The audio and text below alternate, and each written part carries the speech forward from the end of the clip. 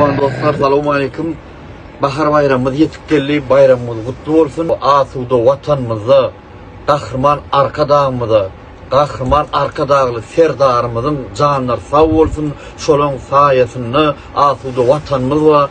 Bizim şu vatanımızı vasp edip kahramanlarımız var deyip oğudan aydım yazdık. Ukut Rozif aranjировкасын netti. Diyeceğiz günlüğü de yatmadılar, işlediler. Bugünümüzden turur deyip ümid ediyaz.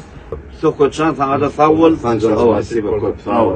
Köp sağ ol. Şunyalı aydın bana nasip etti.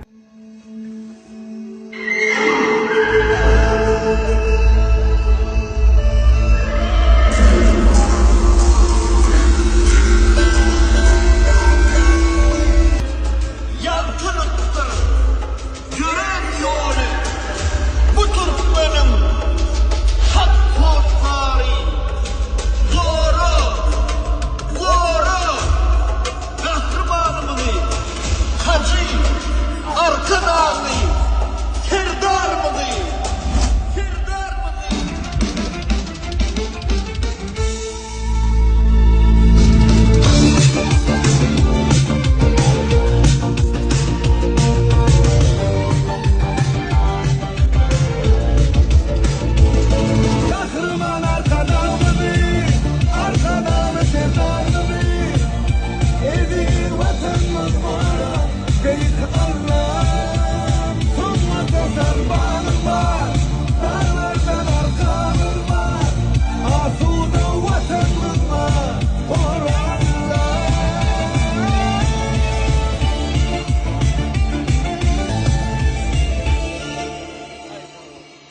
İyiden gurur olsun. Emmem sen inşallah. İyiden gurur olsun.